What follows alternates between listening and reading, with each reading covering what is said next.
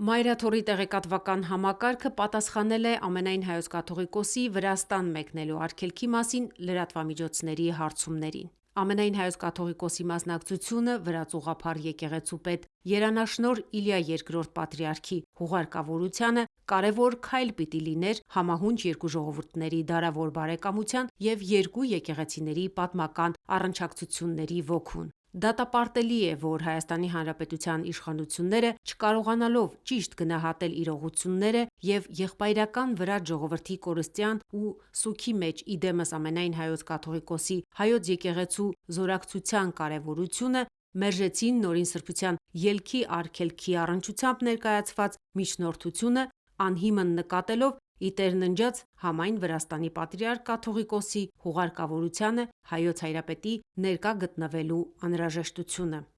Նման գործելաոճը պախարակելի է, չի բխում ՀՀ շահերից,